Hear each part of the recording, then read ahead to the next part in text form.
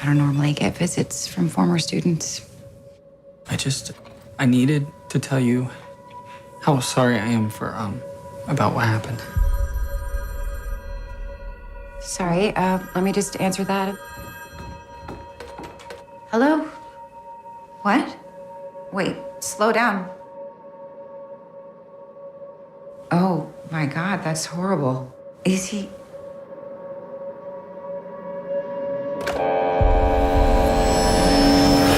Everything okay? Someone just assaulted our vice principal in the parking lot. No, Benson. Oh my God! No, What are you? put it What away. are you doing? This isn't what you want. You don't know me!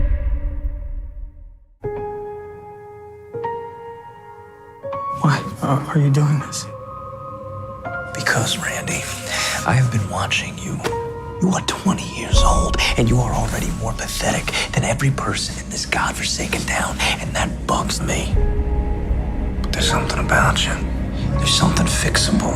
I'm in hell when you were standing there, watching me, waiting for me to kill you.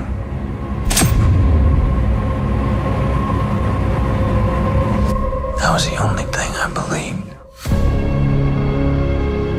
And if I'm gonna help you, then I can't have you getting in my way. Because it forces me to hurt you. I need you to work with me, not against me. Don't do this. I'm doing this for your own good.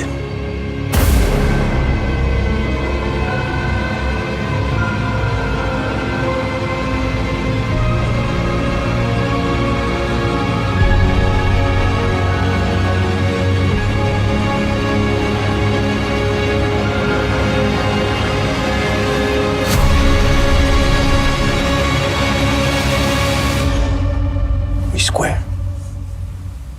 We're square.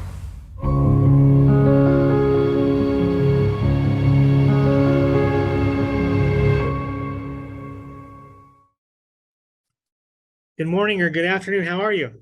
Good. How are you? Doing well, thank you. I like your background. It's great, isn't it? I gotta first start out saying this movie was incredible. Oh, thank you. I remember watching I don't remember. I'd watched the trailer, didn't remember the trailer, so everything was just like it was brand new, and there was no spoilers or anything for me. Literally, my jaw was open when the movie ended, and it had a heavy, it was an emotional roller coaster. It left me thinking about it for a couple days after I'd watched it. Nice. And I cannot wait to tell people about it. Oh, good. I like to hear that. Congratulations. It was really unique, it just really it just hit all those emotions. So Yeah, I think it's a lot more emotional than people might expect a film like this to be. Like, I think that that's when I was first reading the script, like that's kind of what was like a good sucker punch to my gut. I was like, oh, I'm falling for this relationship that's developing, this incredibly like tender friendship, at the heart of this like incredibly messed up story. And it took me by surprise. And that's part of what I found so exciting about it, was that it has this like soft, gooey heart of like emotion, inside this like incredibly violent, crusty, like dirty world that that the film takes place in. no, it does, and it felt so real. Like the realism was there, and it felt like it could definitely happen. Yeah. Or was it based on anything? Any inspired on a true story or anything? No, not that I'm aware of. I mean, I talked to Jack Okay. a little bit, but I think it was just something that he, it was very much like, it was one of his early scripts, and, other than, uh, any number of shooting tragedies, there might be something that it was based on, but Yeah, no, it was definitely unique. And this is your second time working with Blumhouse, I believe. yeah. How, because I know Blumhouse kind of follows that specific model or order of operations in a lot of their films, which Yeah. great. Was there any similarities to how this flowed with your previous work with Blumhouse? Well, this was actually kind of different because, you know, that I did Midnight Kiss for their Into the Dark series, and that was very much like they lost a director at the last minute, and Okay. they sent it to me, and I loved it. And like within 5 days of my meeting with them, we were in prep. I was in LA, we were casting, we were, you know, it ended up being a really great experience. We all kind of really enjoyed working together. And so when there was an opening for this slate of movies, which is the slate that they were, you know, that they were producing in New Orleans.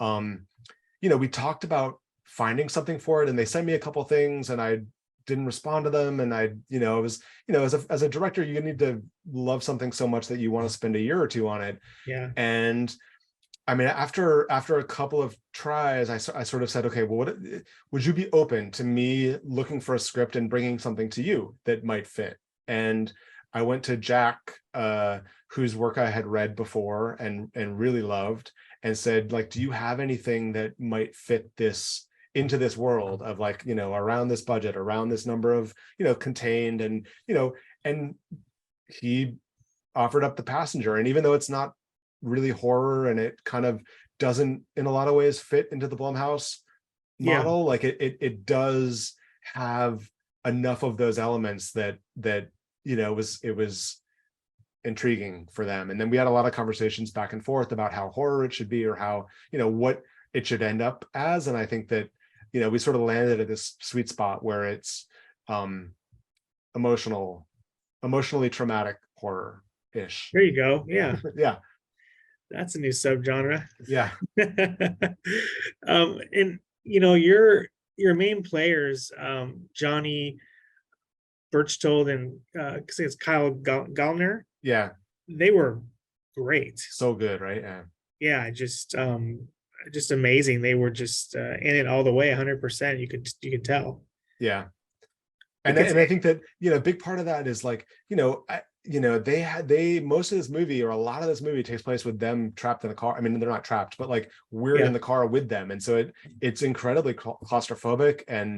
And I knew that, I mean, there's a lot of, you know, pretty talky scenes back and forth, long conversations, and so I knew that, you know, these actors would need to be able to carry that stuff in a way that felt like emotionally true and raw. And, you know, both of them just like showed up 100% in a way that, you know, exceeded all expectations.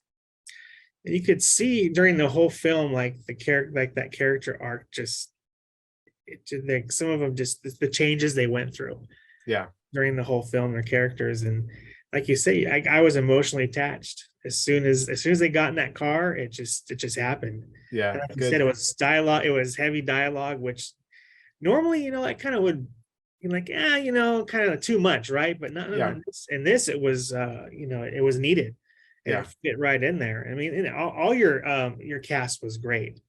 I mean, everybody. Yeah. The interesting thing about the way the film is structured, they sort of go on this series of adventures, and Yeah, they have all of these great scenes with like one person, like the, you know, the receptionist at the high school, and the waitress at the diner, and Benson's mother. And so there's this real like all of those parts are parts that maybe in some other films might be like just throwaway parts that you yeah, don't, you know, but all of them had really something fun to do in the scene. And it was very much like the two guys and them, the two guys and her, the two guys, like, and so that was kind of, you know, that was exciting to bring in all of those other faces and all those other actors to kind of lend, because they all had, you know, none of them were throwaway. They were all yeah. kind of really interesting parts of the story.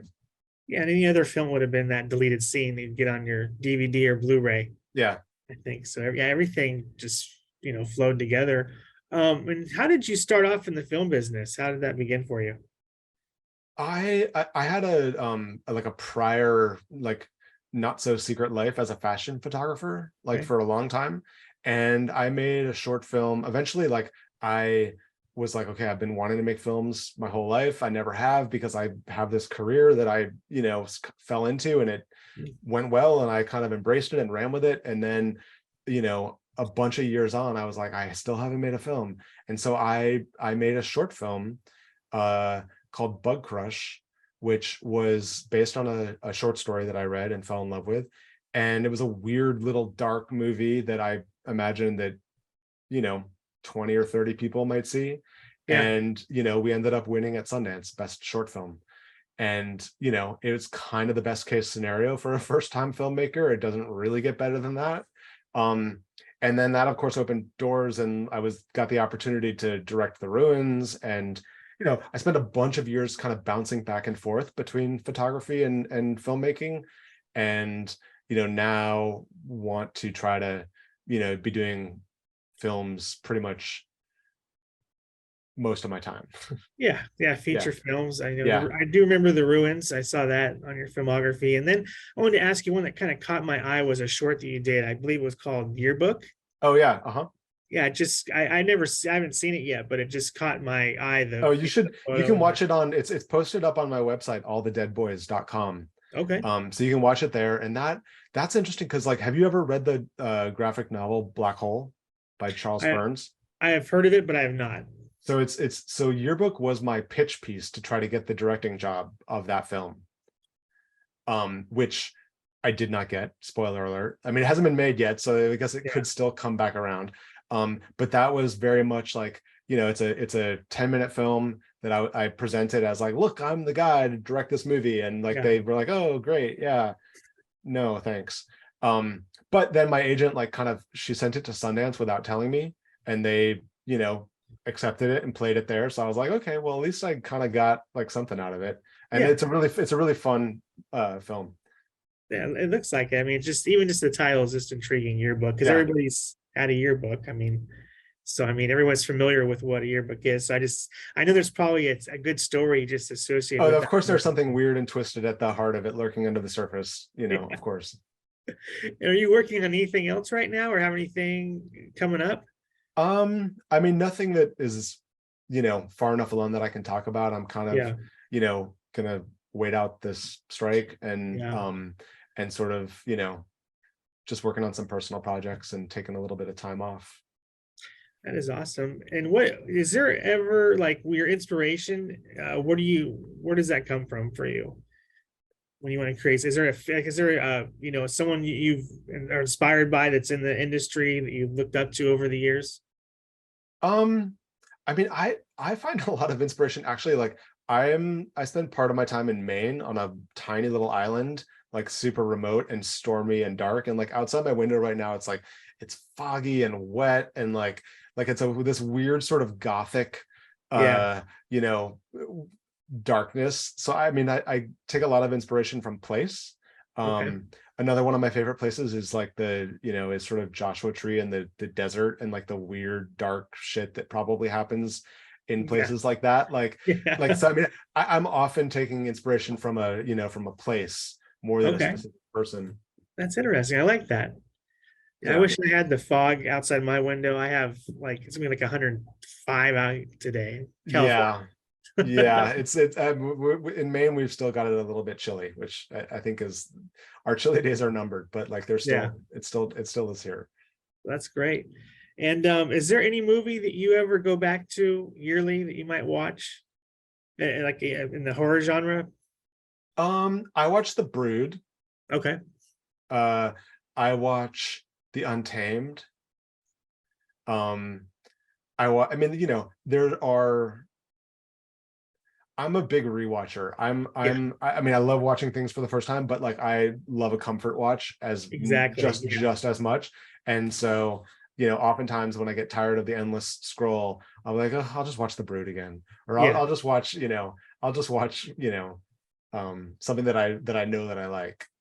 I totally get it. I did that the other night. I watched Jaws 2. I'd seen it. I love Jaws 2. But it's a great, like you said, it's a great comfort movie. And like, I didn't feel like looking. I didn't want to use my brain that night. And like, let me just watch something I've seen 100 times and enjoy it. So yeah, totally makes sense. Well, thank you so much. This is truly a pleasure. The movie was great, and I can't wait to tell people about it. Oh, good. I'm glad you enjoyed it. All right. Well, you have a good day, and hopefully we'll talk soon on a future project. Yeah. Thank you so much. You're welcome. Take care.